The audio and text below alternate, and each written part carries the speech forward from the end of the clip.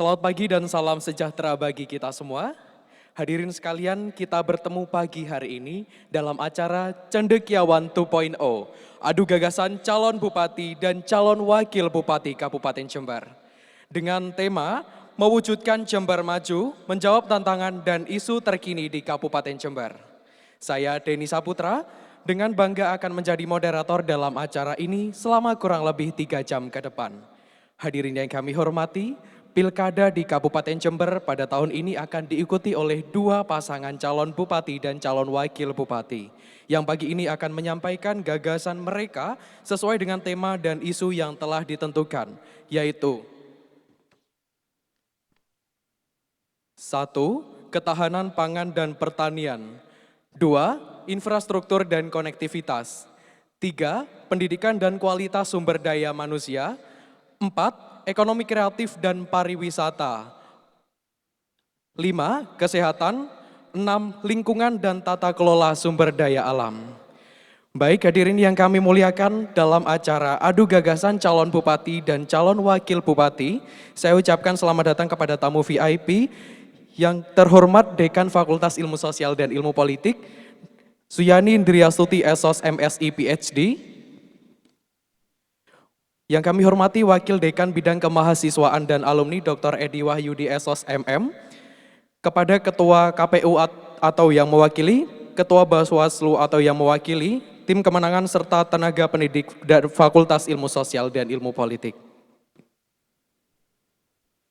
Terima kasih untuk para tamu undangan karena telah berkenan hadir dalam acara ini. Dan saat ini adalah momen yang sangat penting di mana mahasiswa dan mahasiswi di Universitas Jember akan bisa lebih mengenal dan lebih dekat lagi dengan calon pemimpin daerah yang akan dilaksanakan pada tanggal 27 November 2024 untuk 5 tahun ke depan. Dan sekarang saatnya kita mengundang pasangan calon bupati dan calon wakil bupati Kabupaten Jember untuk memasuki panggung kehormatan. Baik, untuk itu kita sambut pasangan calon bupati dan calon wakil bupati Kabupaten Jember dengan nomor urut 1, Bapak Insinyur Haji Hendi Siswanto, STIPU ASEAN Engineer.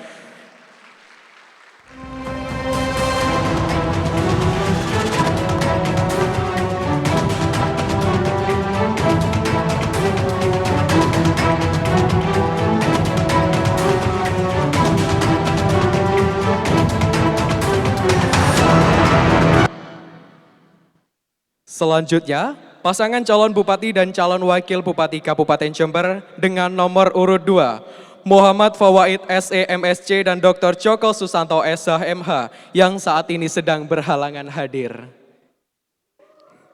Sebelumnya kami menyampaikan permohonan maaf atas ketidakhadiran pasangan calon nomor urut 2 dikarenakan terdapat agenda penting lainnya yang telah terjadwal dan tidak dapat ditinggalkan. Kami berharap acaranya tetap berjalan dengan lancar dan bermanfaat bagi seluruh mahasiswa Universitas Jember. Rangkaian acara selanjutnya adalah penyampaian pandangan umum oleh paslon dengan waktu 5 menit untuk menyampaikan pandangannya. Waktu dimulai ketika Bapak berbicara. Izin, tadi saya duduk ngantuk saya di situ.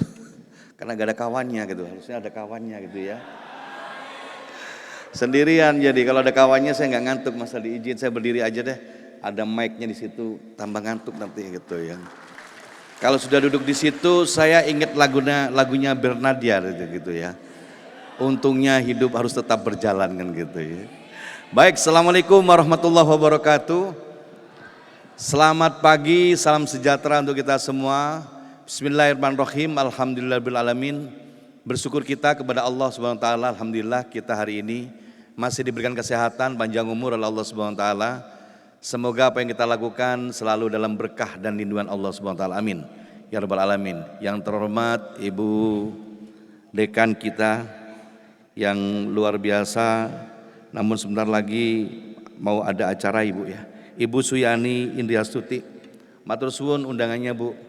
Juga Ibu Bapak Wakil Dekan Bapak Edi Wahyudi, matur suwun undangannya, dan anak-anakku sekalian, Ketua BEM FISIP yang luar biasa, terima kasih undangannya, dan tentunya para mahasiswa-mahasiswi FISIP Universitas Jember yang istimewa dan saya banggakan.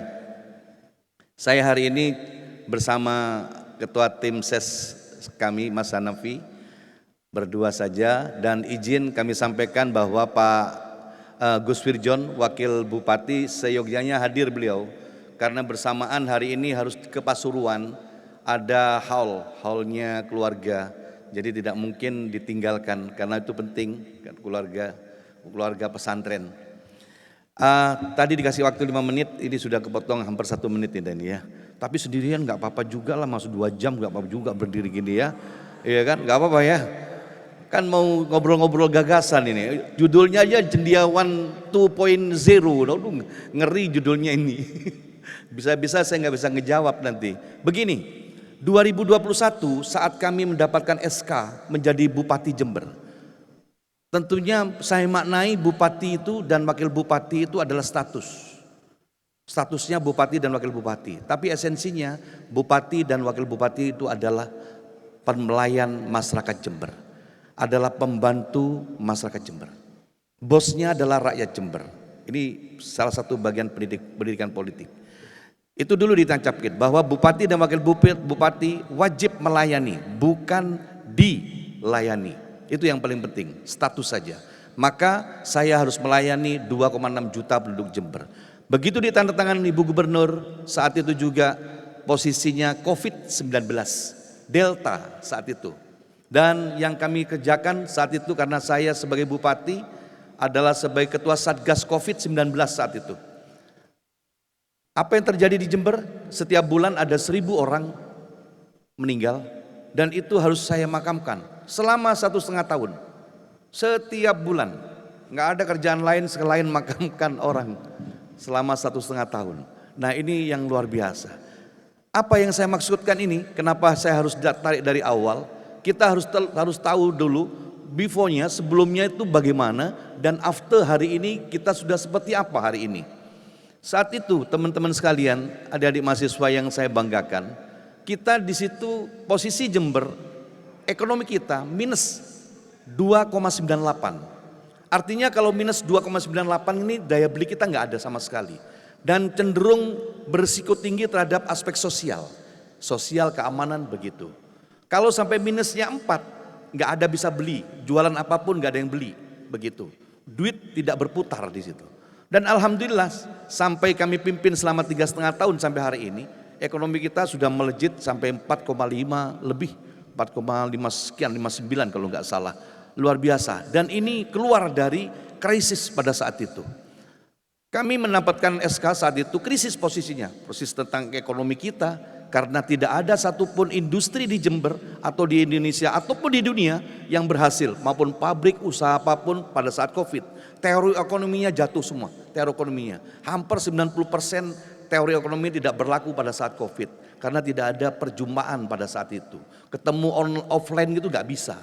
Dan kita pada saat itu masih jarang dengan online, masih jarang dengan video call, conference itu masih jarang dilakukan oleh masyarakat Indonesia, apalagi masyarakat Jember pada saat itu. Yang adanya kita ketemu begitu saja, kita ketemu offline begitu ya. Kita pada saat itu juga krisis ekonomi, krisis masalah COVID, dan juga masalah ekonomi, juga masalah iklim pada saat itu terjadi. Dan alhamdulillah sampai hari ini sudah bisa berubah dengan baik. Apa yang kami lakukan di Jember ini sederhana anak-anakku sekalian.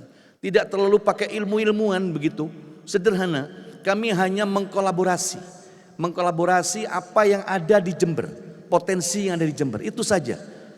Caranya kami harus menormalkan kembali kondisi yang tidak normal saat itu.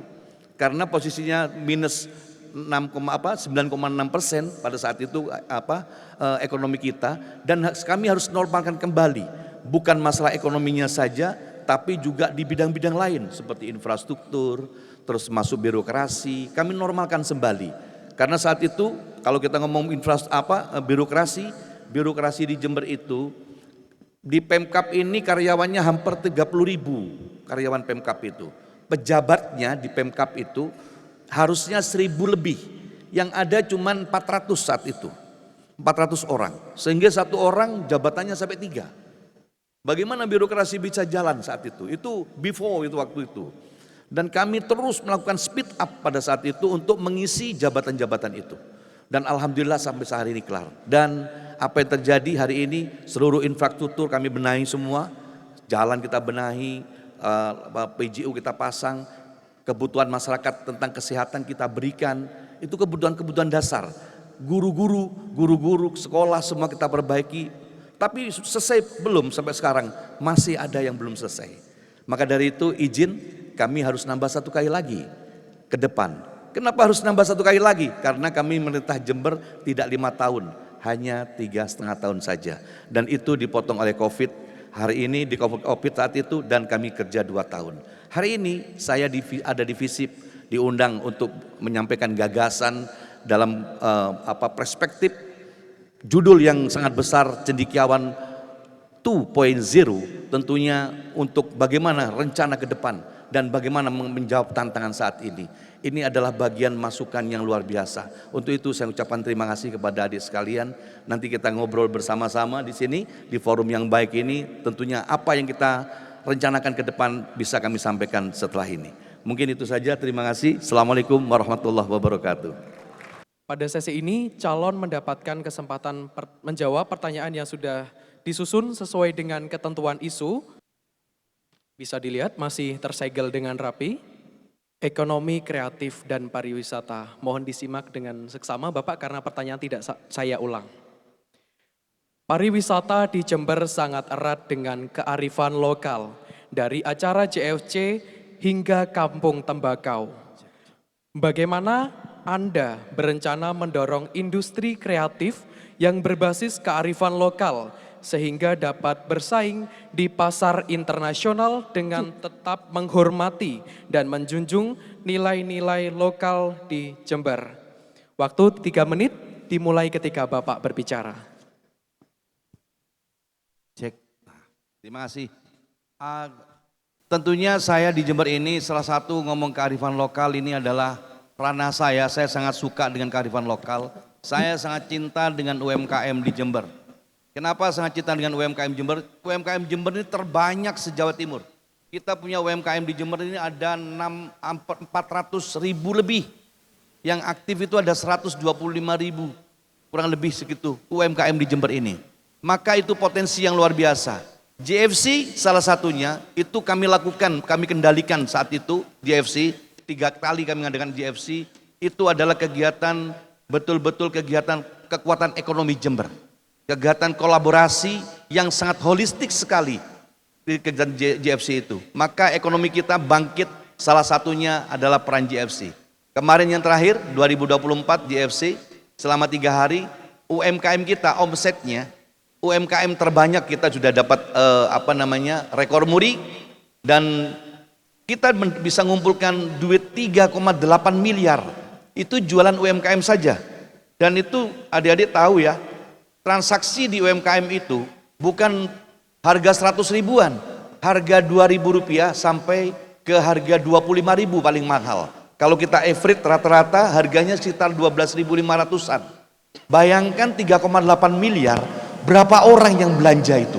Kalau kita bagi 12.500 yang terjadi, maka gerakan ekonomi akan betul-betul sangat istimewa di Jember. Masuk ke pertanyaan, bagaimana langkah-langkah yang harus kita lakukan agar kearifan lokal ini bisa langsung mendunia.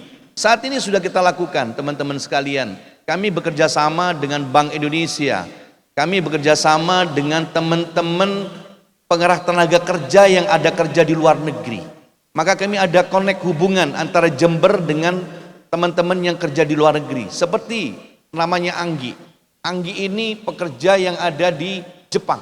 Dia seorang bidan. Dan tenaga kerja wanita dari Indonesia TKI yang ada di Jepang. Yang dilakukan apa? Saat weekend, hari Sabtu dan Minggu, dia lakukan hubungan kerjasama dengan Jember untuk membawa produk-produk Jember ke Jepang.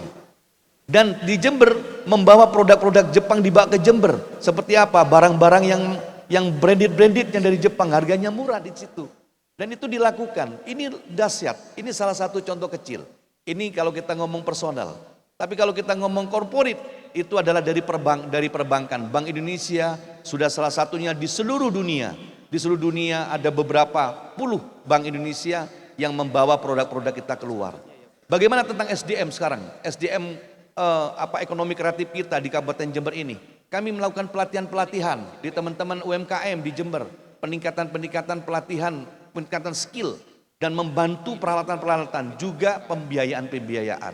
Salah satu yang kami lakukan bagaimana ekonomi kreatif di Jember kami cinta sekali. Kemarin beberapa bulan yang lalu kita mengadakan KKN kolaboratif. KKN kolaboratif yang ketiga kalinya, terbesar se-Indonesia dan dilakukan di Jember. Ribuan mahasiswa yang dari Jember itu masuk ke desa-desa dan itu melakukan satu edukasi dan kerjasama adik-adik mahasiswa kita. Dan tentunya salah satunya adalah kegiatan yang memfasilitasi untuk bisa ada kerjasama di Jember ini, UMKM Jember, baik di tingkat regional, nasional maupun untuk yang di luar negeri. Mungkin itu jawabannya. Bisa dilihat kembali masih tersegel dengan rapi dan dijaga. Kelebihan kapasitas sudah menjadi masalah utama bagi TPA Pakusari dalam beberapa tahun terakhir. Namun, masih belum ada solusi tepat untuk mengatasi overload karena TPA Pakusari menerima sekitar lebih dari 200 ton per harinya. Hal ini disebabkan karena TPA Pakusari menjadi titik terakhir pembuangan sampah dari belasan kecamatan Jember. Oleh karena itu, tidak salah jika tumpukan sampah tersebut semakin lama semakin menculang tinggi, bahkan juga rawan longsor karena hingga mencapai 25 meter. Dalam menanggapi fenomena ini, bagaimana respon pasangan calon dalam upaya pencegahan peningkatan sampah, baik dari pengelolaan sampah dan cara mengatasi permasalahan sampah yang semakin hari bisa berdampak pada kerusakan lingkungan dan kemungkinan dampak buruk lainnya. Waktu 3 menit dimulai ketika Bapak berbicara. Baik Mas, jadi bagus sekali pertanyaannya. Makanya saya maju lagi sekarang. Saya maju lagi ini salah satunya. Kenapa nggak kemarin Pak, kok maju lagi? Nggak cukup waktunya. Kami cuma 2 tahun memperbaiki yang lainnya, jalan dulu semua itu. Kami memperbaiki jalan ribuan kilo, dan itu terbaik se-Indonesia. Kami mendapatkan hadiah 40 miliar untuk memperbaiki jalan, karena rusak semua. Sehingga waktu kami habis untuk itu. Kan ada petugasnya, duitnya nggak cukup Pemkab Jember. Ini gak saya sampaikan nggak di adik mahasiswa, nanti dicek aja, kenapa kok nggak ditanganin. Namun kami tidak berdiam diri juga. Untuk TPA di TPA ini Pakusari ya, di beberapa TPA lain, kami sudah melakukan studi banding dan studi tiru di Bali dan juga di Banyumas. Sudah kami lakukan sendiri. Bahkan saya sudah kerjasama dengan di Bali ya, itu bagaimana cara mentreatment pengelolaan sampah yang benar. Ternyata memang investasinya tidak sedikit. Investasinya cukup besar dan perlu kekuatan yang besar di situ. Namun formatnya, pelatihannya kami sudah dapatkan. Di Banyumas juga seperti itu. Terus apa yang dilakukan saat ini? Kami sekarang ini sedang mengumpulkan komunitas-komunitas bank sampah sudah kita kumpulkan. Dan itu sudah cukup banyak di Kabupaten Jember. Justru sampai sekarang ini teman-teman untuk mencari sampah ini sudah mulai agak repot sekarang. Sudah berebut karena sudah ada produk-produk turunannya. Dibuat maggot, dibuat macam-macam, dibuat pupuk, dan itu sudah mulai berebut. Terutama sampah-sampah dari restoran. Restoran-restoran itu sudah mulai berebut, malah orangnya yang punya restoran, seperti restoran Lestari, kalau nggak percaya ya, silakan ke restoran Lestari, ditanya sampahnya siapa yang ngambil, sudah ada yang ngambil. Jadi yang punya restoran nggak ngambil lagi. Dan terus apa yang kita lakukan juga, kami sudah di samping bank sampah, kami juga sudah menyiapkan beberapa peralatan yang sederhana, karena keterbatasan anggaran, itu dengan mesin-mesin cacah. Nah, ini adalah treatment yang pendek, treatment dengan waktu yang pendek dan belum signifikan. Belum signifikan ya.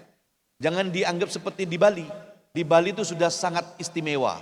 Di Banyumas sangat istimewa, namun pembiayaannya cukup tinggi dan kesadaran dari masyarakat sudah sangat luar biasa. Ingat teman-teman adik-adik sekalian, sampah itu yang memproduksi kita. Selama ada kehidupan, disitulah ada sampah. Harusnya yang menyelesaikan sampah adalah kita.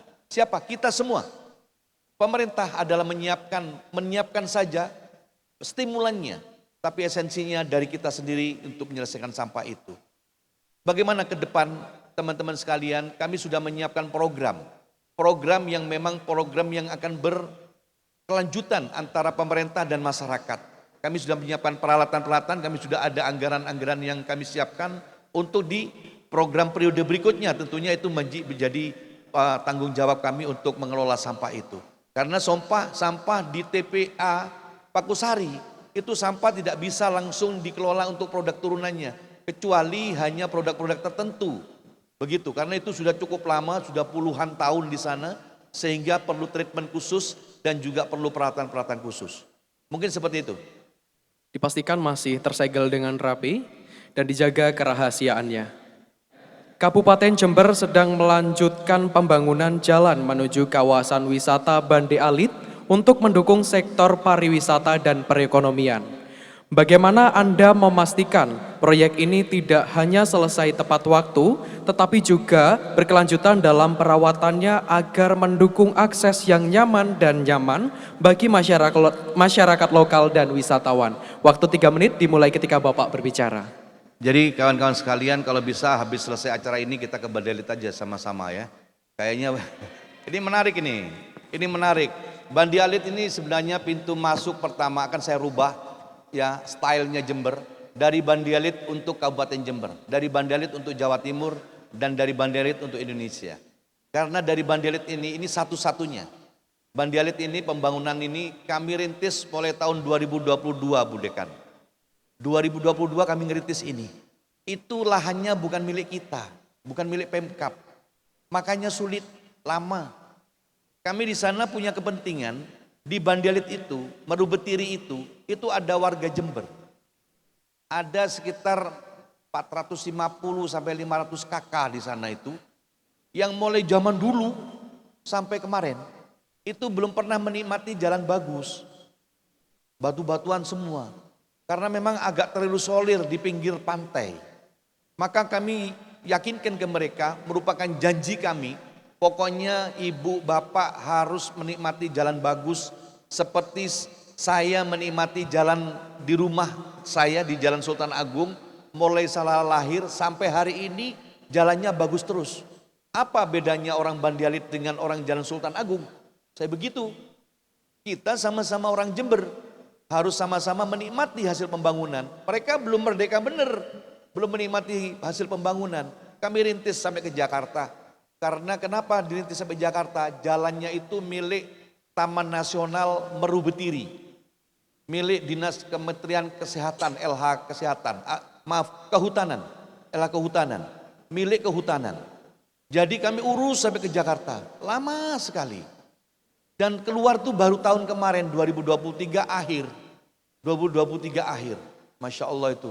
Begitu keluar bahwa kami bisa melakukan MOU antara Pemkab Jember dengan Taman Nasional Meru Betiri untuk memakai jalan itu bisa di hot mix. Begitu. Begitu dia di hot mix, tanah itu adalah tetap milik di LHK, lingkungan hidup dan kehutanan. Aspal di atasnya, hot mix di atasnya itu milik Pemkab Jember. Itu perjanjiannya. Terus yang kenapa dari Jakarta menyetujui, ini yang paling penting teman-teman sekalian.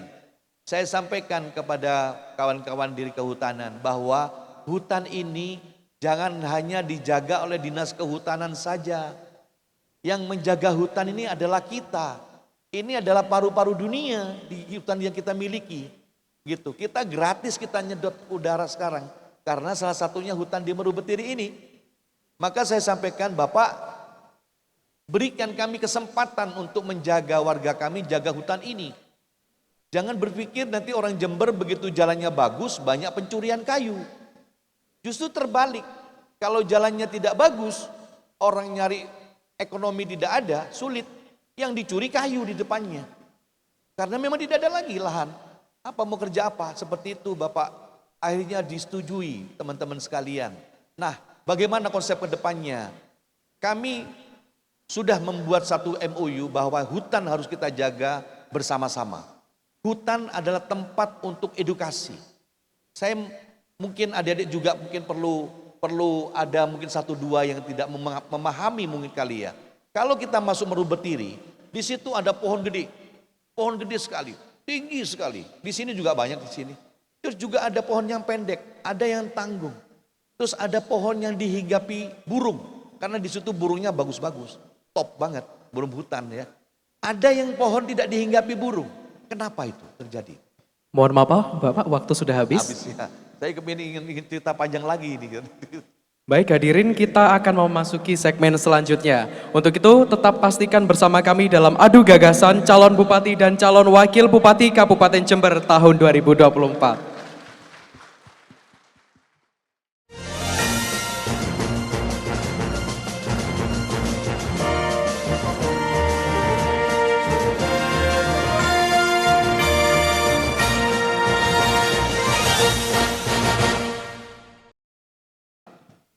Bisa dilihat masih tersegel dan dijamin kerahasiaannya.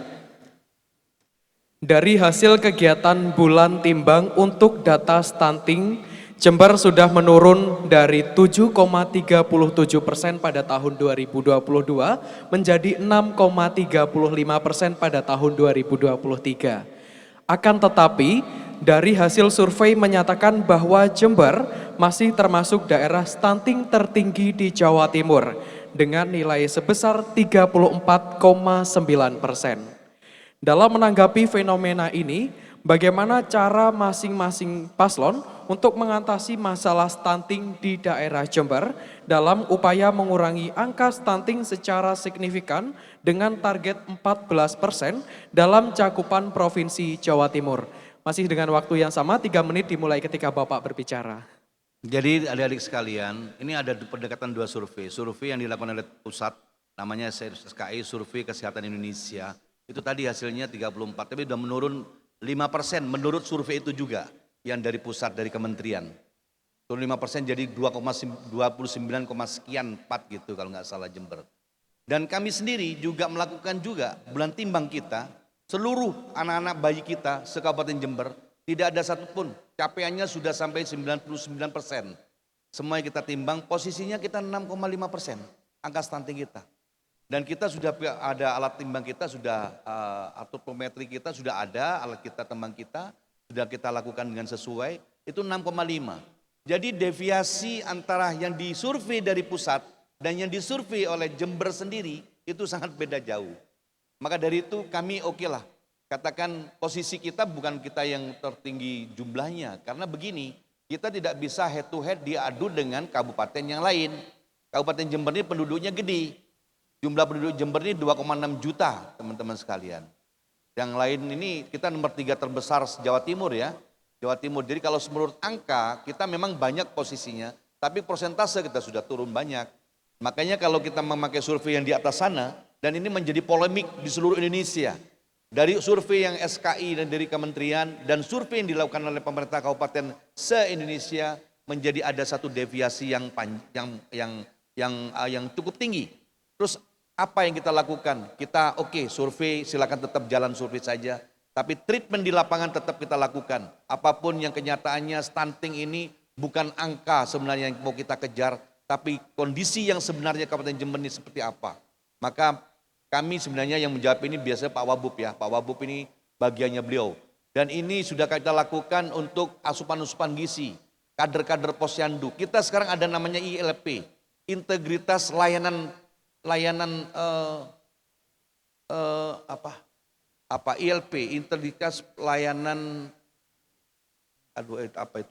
Kesehatan. Bagaimana kesehatan kita dari puskesmas itu dan posyandu masuk ke wilayah masyarakat secara langsung. Layanan puskesmas yang langsung menyentuh kepada masyarakat. Itu hampir setiap hari teman-teman sekalian. Karena kader posyandu bisa menyentuh secara langsung kepada problem-problem stunting maupun kekurangan gizi. Maupun AKI-AKB. Dan itu dilakukan secara langsung. Mereka tidak perlu lagi datang langsung ke puskesmas atau datang ke rumah sakit. Maka layanan itu prima. Integritas layanan prima.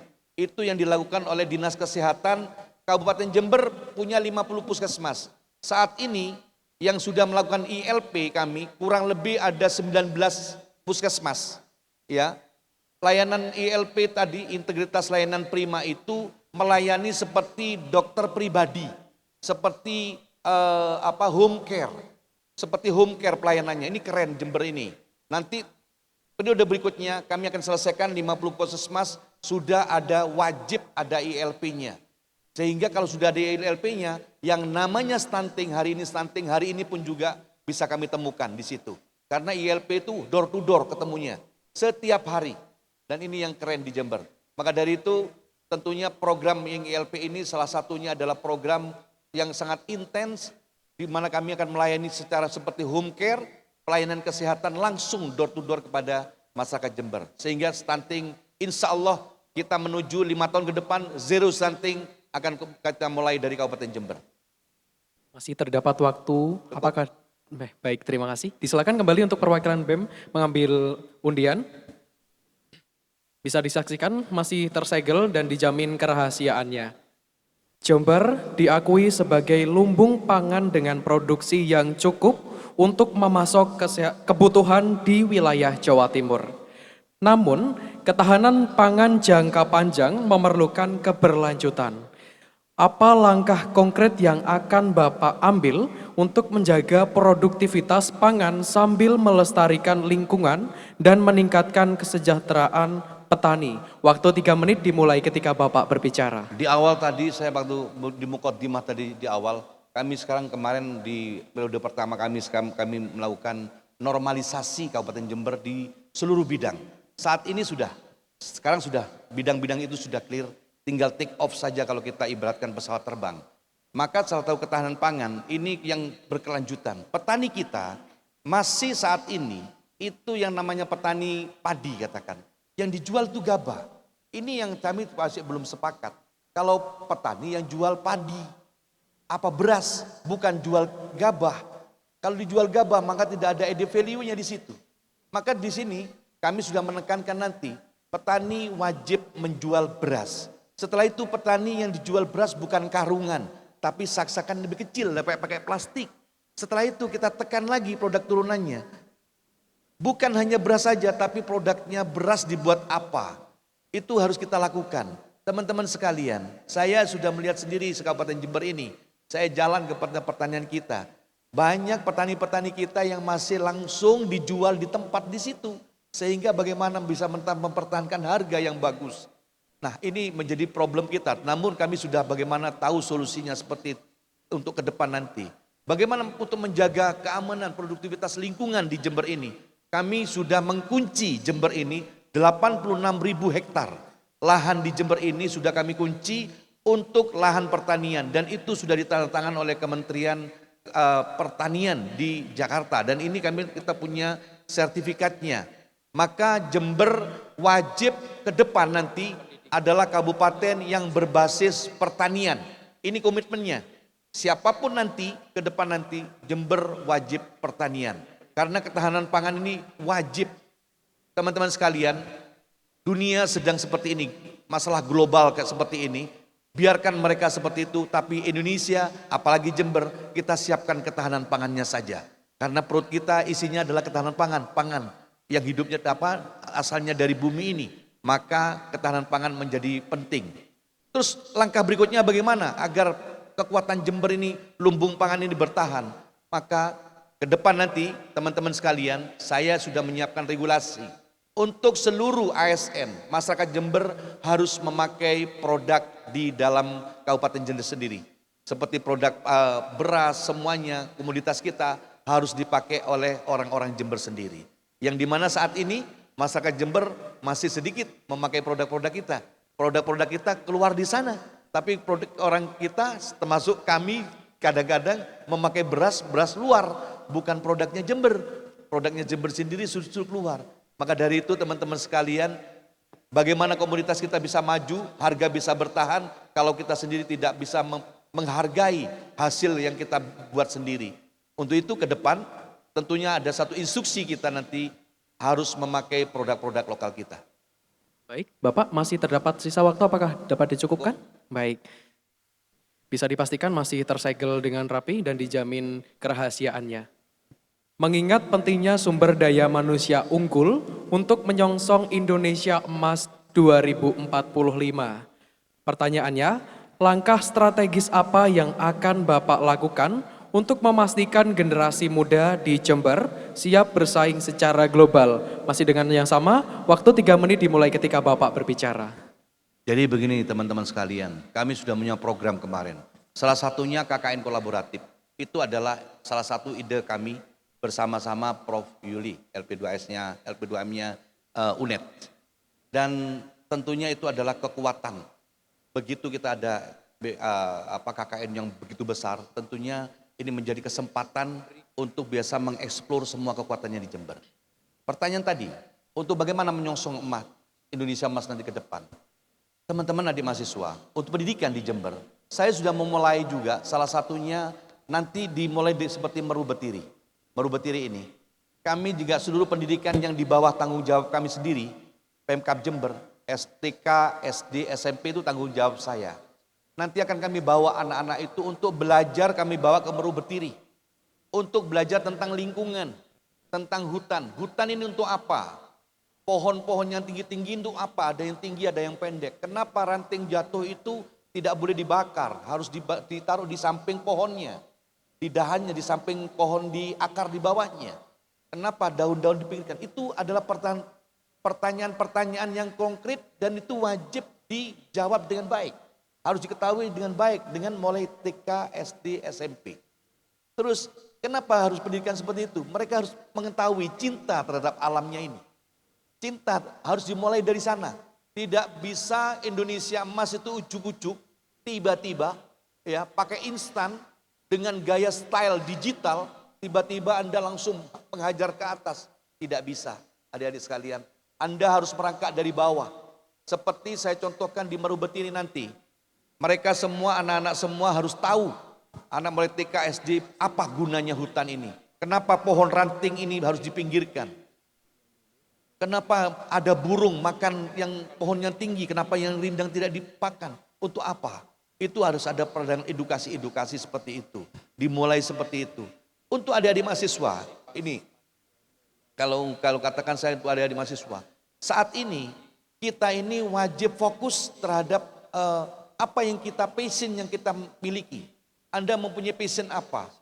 Dan Pemkab Jember ada displaynya. Kabupaten Jember punya display untuk belajar.